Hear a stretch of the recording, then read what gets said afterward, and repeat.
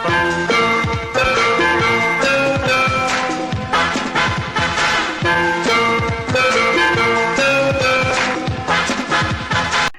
ಪ್ರಿಯ ವೀಕ್ಷಕರೇ, ಇವತ್ತಿನ ವಿಶೇಷ ವ್ಯಕ್ತಿ ಆರ್.ಎನ್. ಸುದರ್ಶನ್, ಧ್ವನಿ ಮಾಂತ್ರಿಕ ರಟ್ಟಿಹಳ್ಳಿ ನಾಗೇಂದ್ರ ಸುದರ್ಶನ್. 2 ಮೇ 1939 ಒಬ್ಬ ಹಿರಿಯ ಭಾರತೀಯ ನಟ, ಕಂಠದಾನ ಕಲಾವಿದ, ಗಾಯಕ ಹಾಗೂ ಸಿನಿಮಾ ನಿರ್ಮಾಪಕ. ಕನ್ನಡ, ತೆಲುಗು, ತಮಿಳು ಹಾಗೂ ಮಲಯಾಳಂ ಭಾಷೆಯ 250ಕ್ಕೂ ಅಧಿಕ ಸಿನಿಮಾಗಳಲ್ಲಿ ಅಭಿನಯಿಸಿದ್ದಾರೆ. ಸುದರ್ಶನ್ ಅವರು ಹುಟ್ಟಿದ್ದು ಮೇ 2, 1939ರಲ್ಲಿ. ಸುದರ್ಶನ್ ಅವರ ತಂದೆ ದಿವಂಗತ ಆರ್. ನಾಗೇಂದ್ರ ರಾವ್ ಕೂಡ ನಟ, ನಿರ್ದೇಶಕ, ನಿರ್ಮಾಪಕ ಹಾಗೂ ಸಂಗೀತ ಸಂಯೋಜಕರಾಗಿದ್ದರು. ಸುದರ್ಶನ್ ಅವರ ಸಹೋದರರಾದ ಆರ್.ಎನ್. ಜೈಗೋಪಾಲ್ ಹಾಗೂ ಆರ್.ಎನ್. ಕೃಷ್ಣ ಪ್ರಸಾದ್ ಕೂಡ ಚಿತ್ರರಂಗದಲ್ಲಿ ತೊಡಗಿಸಿಕೊಂಡವರು. ಪತ್ನಿ ಶೈಲಶ್ರೀ ಕೂಡ ಕಲಾವಿದೆಯಾಗಿದ್ದು ಹಲವು ಚಿತ್ರಗಳಲ್ಲಿ ನಟಿಸಿದ್ದಾರೆ. ಸುದರ್ಶನ್ 5 ದಶಕಗಳ ಕಾಲ ಸಿನಿಮಾ ರಂಗದಲ್ಲಿ ಇದ್ದವರು. 250ಕ್ಕೂ ಹೆಚ್ಚು ಸಿನಿಮಾಗಳಲ್ಲಿ ಪಾತ್ರಗಳನ್ನು ಮಾಡಿದ್ದಾರೆ. ನಾಯಕನಾಗಿ ಹಾಗೂ ಖಳನಾಯಕನಾಗಿ ಪ್ರಸಿದ್ಧರಾಗಿದ್ದವರು. 60 ಸಿನಿಮಾಗಳಲ್ಲಿ ನಾಯಕ ನಟನಾಗಿ ಅಭಿನಯಿಸಿದ್ದಾರೆ.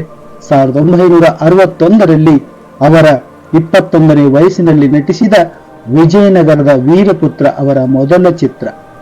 ಅದಕ್ಕೆ ಅವರ ತಂದೆ ನಿರ್ದೇಶಕ ಹಾಗೂ ನಿರ್ಮಾಪಕರಾಗಿದ್ದರು. ಜೊತೆಗೆ ಸಿನಿಮಾದಲ್ಲಿ ಅಭಿನಯಿಸಿದ್ದರು.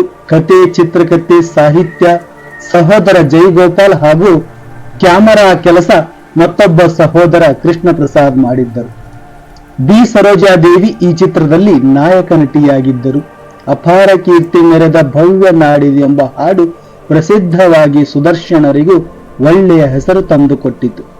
ನಂತರ ಪೋಷಕ ಪಾತ್ರಗಳಲ್ಲಿ ಕಾಣಿಸಿಕೊಂಡರು.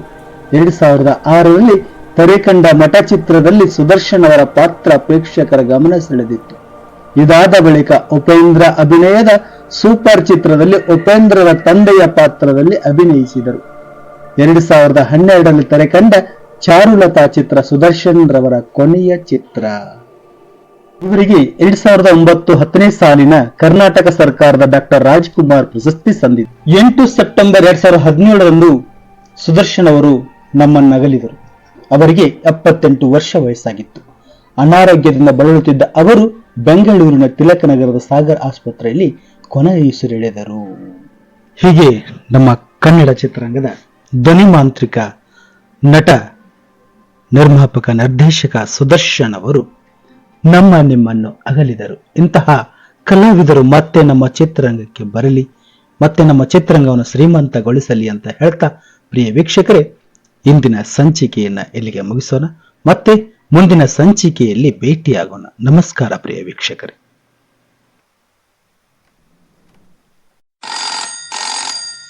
Hello, Sangliana here.